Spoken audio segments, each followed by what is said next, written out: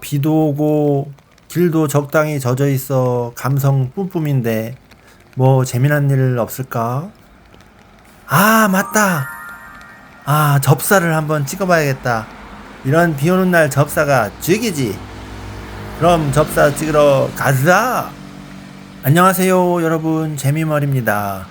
자, 오늘은 제가 지난번에 소개드렸던 초점 접사 방법 관련돼서 실전으로 한번 길에서 찍어보도록 하겠습니다. 이 사진은 프로모드에서 촬영한 접사 원본이고요. 이 사진은 라이트룸을 통해서 보정을 마친 사진입니다. 자, 카메라 모드에서 더보기를 눌러주셔서 프로모드로 들어옵니다.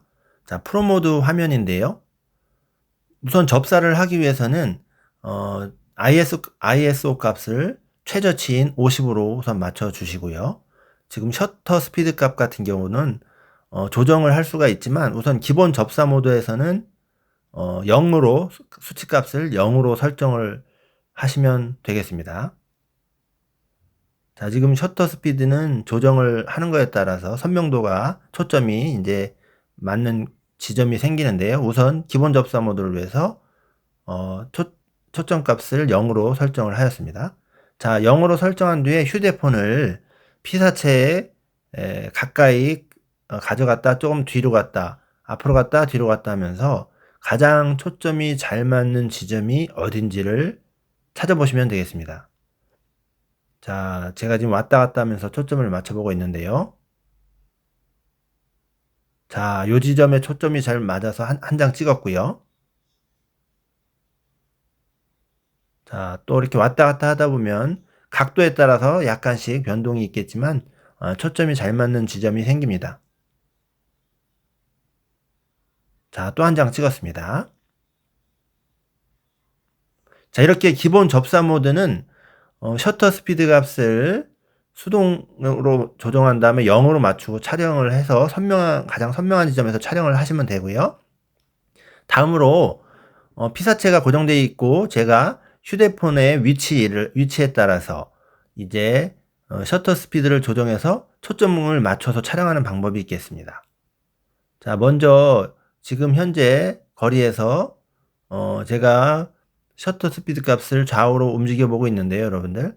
지금 녹색 보이시죠? 자, 녹색이 들어오는 곳이 바로 초점이 맞는 지점인데요. 이 셔터 스피드의 게이지 값을 좌우로 움직여 보시면서 이 파란빛이 피사체와 거의 일치하는 지점을 찾으시면 되겠습니다. 자, 지금 요 지점이 지금 보시는 여기는 위쪽에 초점이 맞은 거고 지금 요 지점. 자, 지금 방금 녹색 빛이 들어왔죠? 그 지점이 초점이 좀 맞는 지점이었는데 여기서 한 장 찍어줬고요. 자, 지금 위쪽 좀 중앙에 또 초점이 들어왔죠? 자, 요 지점 지금 보면 초점이 맞는 값이 0.3에서 한 4, 0.4 그죠?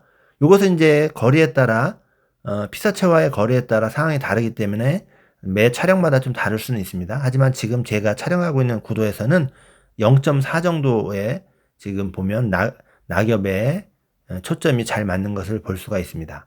자, 0.4 지점에서 이렇게 촬영을 좀 해줬고요. 자, 그리고 이 피사체를 옆으로 촬영하느냐, 지금처럼 비스듬히 사선으로 촬영하느냐, 아니면 일자로 세워서 촬영하느냐에 따라서 초점이 좀 달라지겠죠.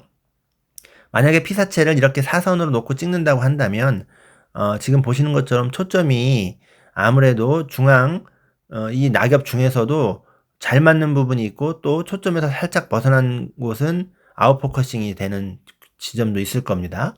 그래서 이것은 강조하고 싶은 선명하게 보여주고 싶은 지점에 초점을 맞추신 다음에 촬영을 해주시면 되겠습니다.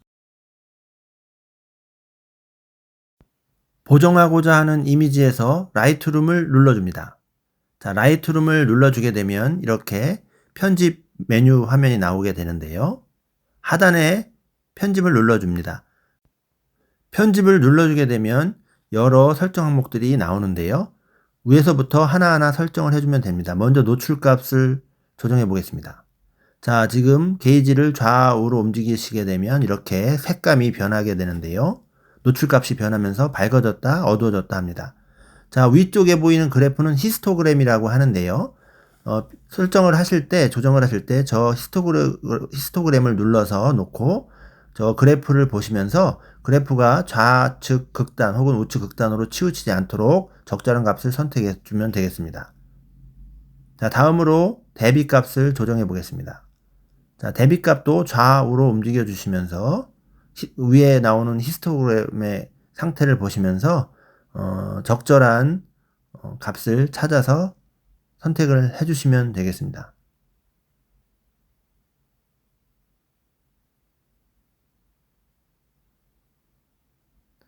자, 이것은 경험에 의해서 적절한 값을 또 자신의 취향에 따라서 선택하실 수 있기 때문에 뭐 정답이 딱 있다기보다는 이렇게 좌우로 왔다 갔다 해주시면서 본인이 생각하실 때 가장 아름답게 보이고 적절하게 보이는 값을 선택을 해주시면 되겠습니다. 자, 다음으로 밝은 영역 값을 조정을 해보도록 하겠습니다. 마찬가지로 좌우로 게이지를 왔다 갔다 하시면서 가장 적절한 값 선택해 주시면 되겠습니다. 위에 있는 히스토그램도 같이 보시면서 적절한 값을 찾아서 선택해 주시면 되겠습니다.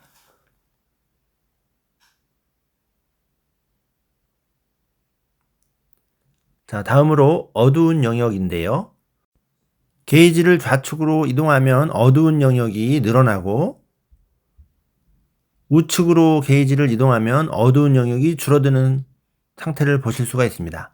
자, 이것은 적절한 값을 마찬가지로 찾으시면 되겠습니다.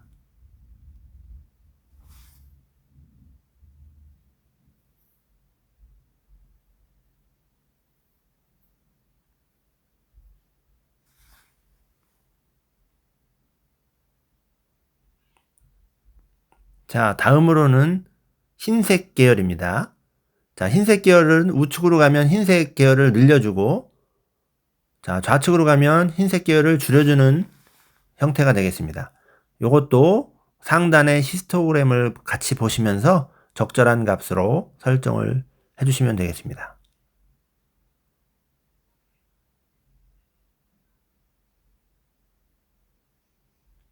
자, 다음으로 검정 계열입니다. 검정 계열도 마찬가지로 좌우로 드래그 하시면서 또 위쪽에 있는 히스토그램의 상태를 보시면서 적절한 값으로 설정을 해주시면 되겠습니다. 자, 좌측으로 갈 때는 검정 계열이 늘어나고 우측으로 갈 때는 검정 계열이 줄어드는 걸 보실 수가 있습니다. 본인에 맞는 적절한 값을 선택해 주시면 되겠습니다. 자, 다음으로 색상 부분에 대한 조정인데요. 색온도, 먼저 색온도를 조정을 해보도록 하겠습니다. 자, 색온도는 좌측으로 갈수록 파란 빛깔이 나고요. 우측으로 갈수록 붉은 빛깔이 나는 형태인데요. 붉은 빛은 좀 따뜻한 느낌을 주는 거고, 파란 빛은 차가운 느낌을 주는 부분인데, 이 부분도 본인의 취향에 맞도록 또 위쪽에 히스토그램을 보시면서 적절하게 조정을 해주시면 되겠습니다. 다음은 색조 부분에 대한 조정입니다. 자, 게이지 값을 마찬가지로 좌우측으로 왔다 갔다 이동하시면서 또 위쪽에 히스토그램을 보시면서 적절한 값을 찾아서 자신의 취향대로 설정을 해주시면 되겠습니다.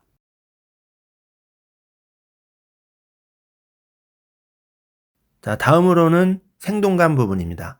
자, 이것도 마찬가지입니다. 지금 좌측에 우측에 이렇게 왔다 갔다 하시고 위쪽에 히스토그램의 그래프 상태를 보시면서 가장 보기 좋은 색감으로 설정을 해주시면 되겠습니다.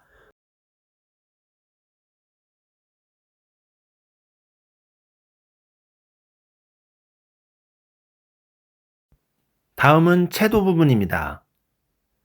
마찬가지로 게이지를 좌우로 움직이시면서 또 위쪽에 히스토그램 그래프를 보시면서 가장 적절한 값을 찾아주시면 되고요. 우측으로 가면 더 선명해지고 좌측으로 가면 물 빠진 색상이 납니다. 잘 맞는 최적의 색상을 선택해 주시면 되겠습니다.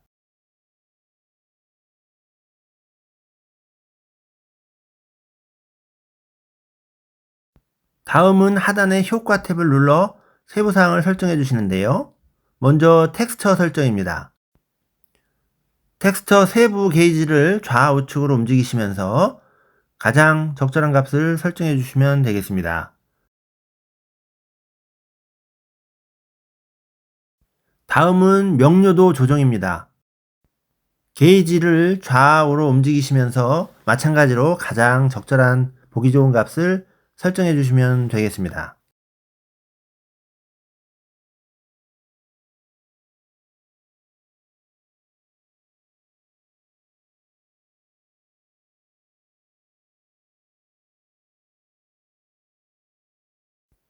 다음은 디헤이즈 값 조정입니다. 게이지를 좌우측으로 움직이시면서 마찬가지로 세부값 조정해 주시면 되는데요. 가장 보기 좋은 값으로 감을 갖고 조정해 주시면 되겠습니다. 처음에는 좀 어려우실 수 있는데 하다 보면 눈에 들어오는 설정 값이 아마 보이실 겁니다.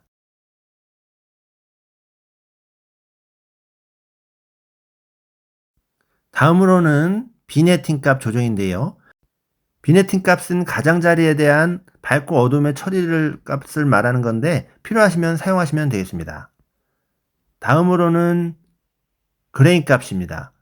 자, 그레인 값 같은 경우는 좌우측으로 게이지를 조정을 해보셔도 눈으로는 큰 변화를 찾지 못하실 텐데요.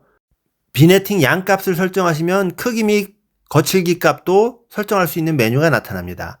이 부분은 필요에 따라 사용 여부를 결정하시면 되겠습니다.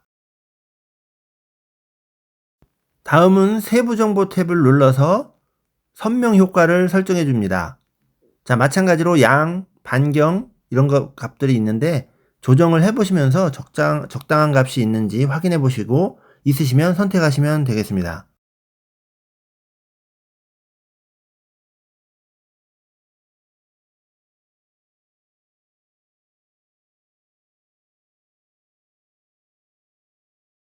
다음은 노이즈 탭을 눌러 노이즈 감소 및 세부 정보 등 필요한 항목들을 설정해 줍니다.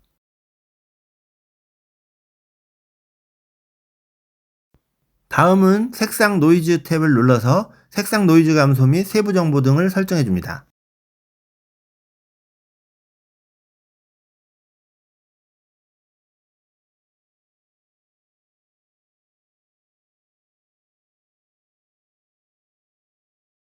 설정을 마치신 후 상단 모서리를 눌러서 사진 내보내기를 합니다. 복사본 저장으로 하시면 되겠습니다. 자, 이렇게 해서 여러분들 보정을 다 마쳤는데요.